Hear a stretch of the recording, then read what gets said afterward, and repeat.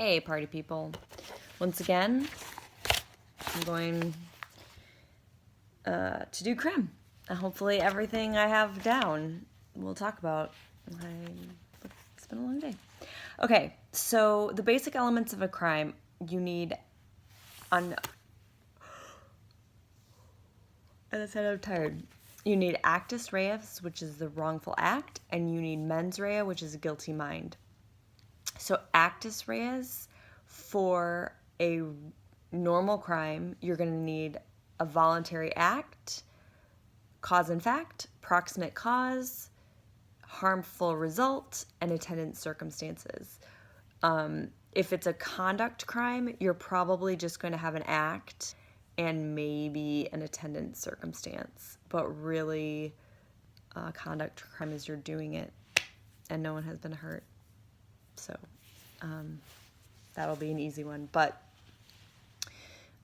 we went over what all of those are before, so I'm not going to go, well, actually, okay, voluntary act we know is willed behavior, cause and fact is but-for cause, proximate cause we're going to go talk about. So I use fa, if, do, if, and that means foreseeability, that's the main one, adequate safety, intervening causes, which can be responsive, which will generally not break proximate cause, or coincidental, which usually will. And then there is the victim's contributory negligence, which is just a factor. There's de minimis causes, which Cochran said don't worry about. Then there's omissions of a third party, so like failure to rescue. There is intended consequences, unintended manner, and then there's the victim's free, deliberate, informed intervention, which may cut off the liability. So those are the proximate causes. And then the social harm is what's happened, the attendant circumstances, are additional requirements of the statute. So like burglary at night. The at night would be the attendant circumstances. And so if you've got all of those, then you can move to mens rea. So, sorry, I have a bunch of different notes here, so I'm gonna flip back and forth. Okay. So mens rea, if the statute says intent, what it's going to mean is purposefully or knowingly. But if it says malice, it's going to be purposely, knowingly, or recklessly. And if it doesn't say anything, then the default is purposely, knowingly, and recklessly. So those are our three. So intent, purposely, and knowingly. Malice adds recklessly. The default is purposely, knowingly, or recklessly. And then so, and then we have another one, we have negligently, and then we have some strict liability, and we'll get to that in a minute. And then some statutes will actually say what they're looking for, but if they don't, purposely, knowingly, recklessly. If it says intent, purposely, knowingly. If it says malice, it means purposely, knowingly, or recklessly. Okay, and then we have transferred intent, and that is you intend to cause a crime to one, but it causes the same crime to another. That intent may be transferred. So it's a little different than tort. Some things will ask, everything has a general intent, so like the culpability required as the act, with like battery, intentional contact with a person. So it's just the general intent. But specific intent is special culpability as to one aspect of the crime. So burglary with intent to commit a felon. Sale of stolen goods knowing that they were stolen. So there's a little difference. And then we have some things that may, so then we have, I'll do this my own way. We have strict liability, which is a mens rea, and that's rare, but there are factors suggesting strict liability if required, and so the strict liability doesn't need culpability. And some things that might tee you off to it being strict liability is minor penalty. It's a public welfare offense.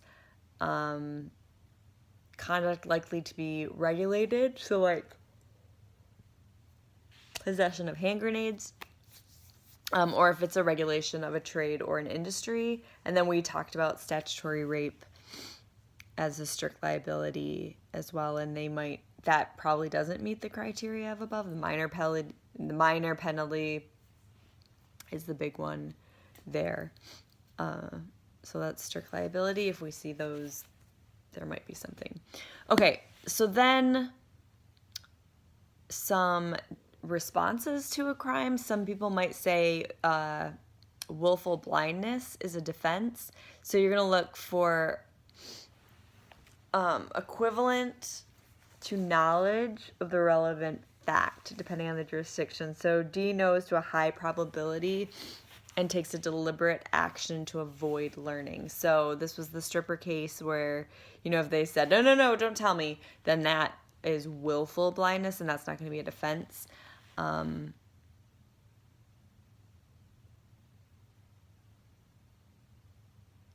Other jurisdictions just say if you should have known, you should have known, and so we're not going to take the willful blindness. Okay, then we have mistake of fact. So there's no excuse for a mistake of fact unless it's a specific intent crime, and that means a good faith, genuine mistake of fact, even if unreasonable, as to the specific intent requirement. So if it's specific intent, good faith, mistake of fact, as to the specific is okay. But the general intent are reasonable, and so specific, if you're unreasonably think something, then it'll kill the culpability. But in general, it needs to be reasonable. So generally reasonable, let's think of it that way. And it needs to be a good faith mistake as to the general intent. In the mistake of law, there's no excuse unless, and here was where we had the guy who took the handgun to a club. So there needs to be a reliance on official statement of law, which he did because he looked at the law. But this is an official statement of law, so that's why it didn't work. Then you have some states recognize mistake of law excuse where D diligently seeks to ascertain the meaning of the statute and in good faith reasonably concludes that his behavior is legal. That happened to this guy, but he was in New York, so it didn't matter. Not New Jersey. And then duty to act statute plus unusual requirements. So this is like the woman who needed to register as a felon. And then we have specific intent, good faith mistake as to specific intent. So those are our mistakes of law. We already talked about these. Okay, so if we have to interpret a statute, we're going to look at the intent of legislature is a key question.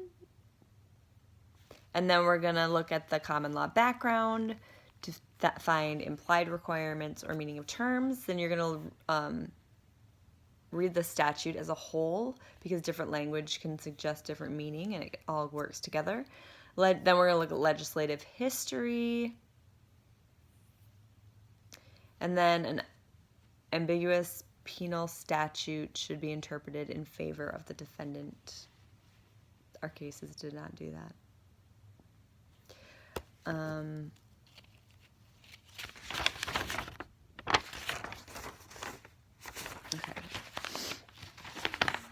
Okay, so then we learned about the elements of burglary.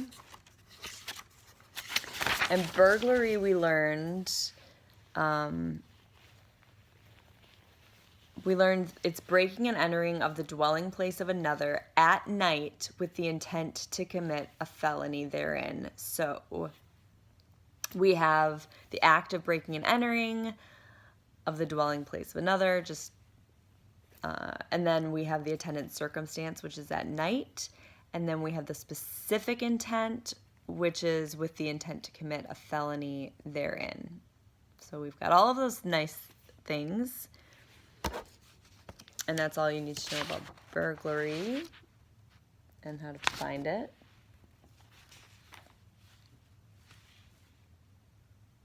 Okay, so the main one we did was murder. I'm just making sure I got all of the different notes about here. Okay, so default is second-degree murder. And for that,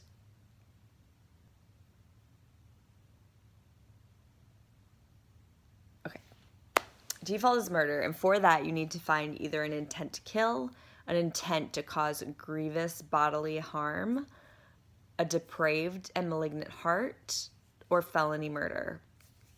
So how do you find just murder? And this one is called killing with malice aforethought. So intent to kill, it's intent, so purposeful and knowledgeable. Intent to cause grievous bodily harm, again, purposeful or knowledgeable to cause grievous and bodily harm. Depraved and malignant heart, though, has two different ways to find it, although Coach likes to say, I don't give a damn murder. So, but it's extreme recklessness, and it's a conscious disregard to a high probability of death. So there's two tests. The Phillips test says it's a conscious disregard for life. Pretty simple. But the Thomas test is looking for an antisocial motive with a high probability of death. So if you find it, you don't find it under both. If you find it under either, that will show a depraved and malignant heart. So Phillips is conscious disregard for life. Thomas is antisocial motive, high probability of death. So Thomas in the Bible wanted to put his fingers in Jesus's hand, and that's super antisocial. Jesus was okay with it. He was cool, but super antisocial. Okay, so that is the depraved and malignant heart. And then we have felony murder, which we went over today. Okay, so felony murder is basically a felony that results in murder, but they have taken out, there's exceptions. So if there's no inherent danger in, tax evasion, that's out. They're not gonna count that. But also, so you have that end of the spectrum. On the other end of the spectrum, if it is something assaultive, they also take it out. So, and then, so those are the two main ones. And the big thing about, the no danger is kind of course it's not going to. But the dependent felony, that's the merger doctrine. And basically what felony murder does is it takes away the prosecutor's need to prove mens rea. So taking away the felony, the assaultive felonies just means that you have to find it in intent to kill, intent to cause grievous bodily harm, or depraved and malignant heart. And that's not going to be hard because you either intended the assault to kill them, you intended it to cause grievous bodily harm, or you're going to be found with a depraved and malignant heart, like you didn't give a damn, or under Phillips, you had a conscious disregard for life, or under Thomas, there was an antisocial motive like child abuse, and there was a high probability of death. So you're going to get them on murder anyway. You're just going to have to show one of those other three. So that's really the difference or reasoning there. Coach most people don't like felony murder, so Coach doesn't either. All right, so then the third exception is if an innocent person caused the death. So like if in the commission of a burglary, one man stops, gets arrested, he's in the squad car, and then his like conspirator ends up getting shot by a police officer, and the police officer is it was a good shot. It was justified. So the majority follow the agency approach, and that means if it is not a criminal shot, then it won't be then he won't be on the hook. But a minority follow the proximate cause, which means like, hey, you started this whole chain of events, and therefore proximately you are the cause of this death. So in the majority, a good shooting will clear the defendant, but in proximate cause, it will usually keep them on the hook. So, and this can be any time between the beginning of the preparation for the felony and when the action ends and the defendants are safe. So you could probably argue the guy in the cop car was safe too. So, but that's when, okay, so we already talked about that for felony murder. Okay, so felony murder rejects manslaughter, assault with a deadly weapon, felony child abuse. So those things, because they are typically will lead. And then, but they are applied to drug distribution, driving while under the influence, and armed robbery. Felony murder, they're trying to give a little like, hey, make sure no one dies or you will be on the hook. And so in ones that are assaultive, it's like, that's not going to hinder anyone from killing. That's not going to make them safer. So that's kind of the thought behind that. Okay, so that is murder. That is second-degree murder. That's our default. So prosecutors are going to try to bump it up. Defendants are going to try to pump it down. So to do that, to bump it up, a prosecutor is going to have to prove there was intent to kill. So it was willful with premeditation or deliberation. And some jurisdictions can say all you need is the twinkle of the blink of an eye to make that assessment. So the law is not black and white.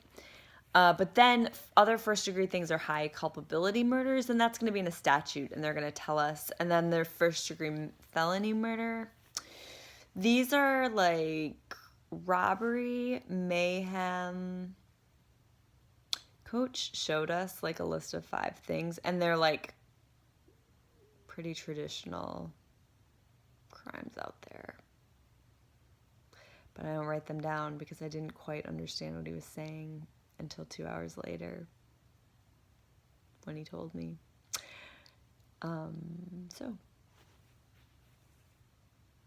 Because previously he told me those would also be written down, but they are not. So if you see like a very bland battery, robbery, there's a good chance that could lift it up in that jurisdiction, which is great because different jurisdictions do different things, so you're pretty easy to make an argument either way. Okay, so there's only 3 things to pump it up to first degree: intent, high culpability murder, or first degree felony murder. Okay, so if not, then you're still at murder, second degree. But the defense is going to try to pump it down. So to do that, to go down from second degree, you have manslaughter, and that is going to be voluntary manslaughter, involuntary, or misdemeanor. So the first one, misdemeanor, easy. If there is a unlawful, if someone dies in the midst of a misdemeanor, you're gonna get manslaughter, misdemeanor manslaughter. But involuntary means reckless. So if it hits that reckless, and the mens rea is reckless, then it's involuntary. So this is different than the depraved and malignant heart. So there needs to be antisocial motive with a high probability of death or a conscious disregard for life to get it to second-degree murder. Just gross negligence is going to be manslaughter. So that's like conscious disregard to a high probability of harm. Okay. And then we have voluntary manslaughter. And voluntary is a little bit more, hold on, I'm reading something.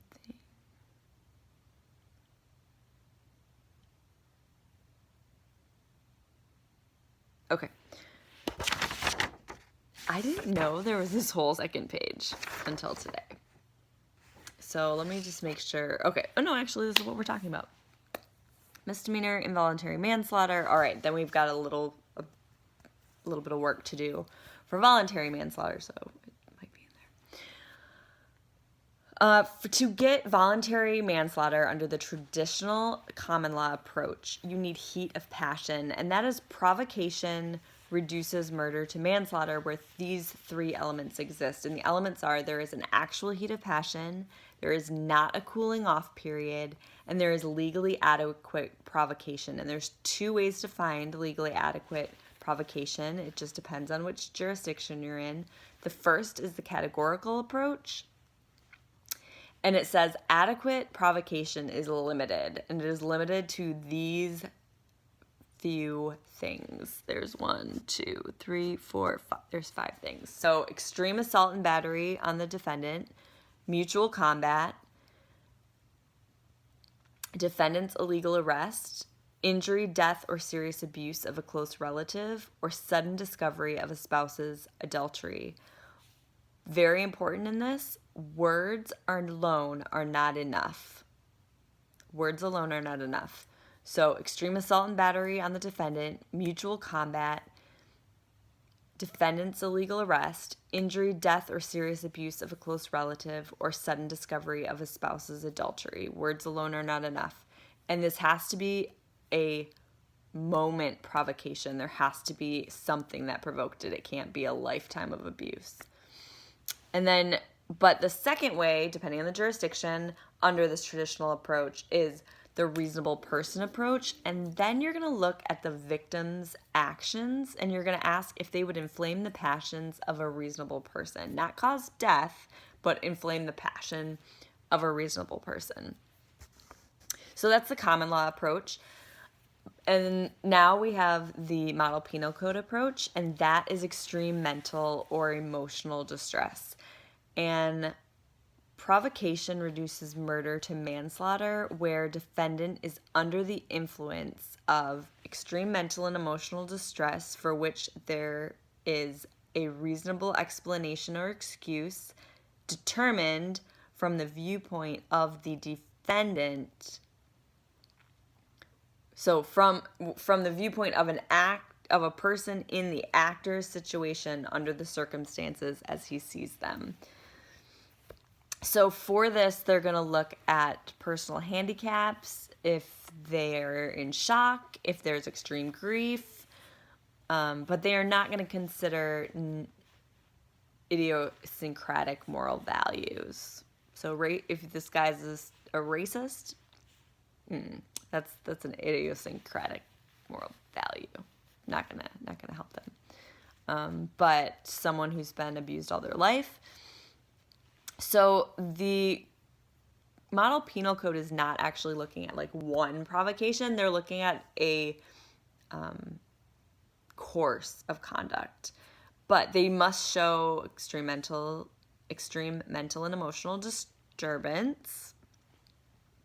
This approach is more subjective. It considers the defendant's viewpoint. They don't have a limitation to a cooling off period, and words alone might be sufficient.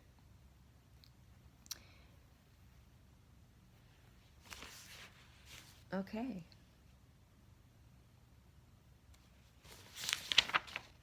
Everybody, I think that's it.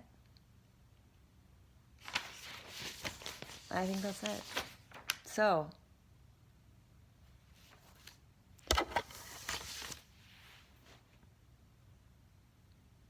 good luck.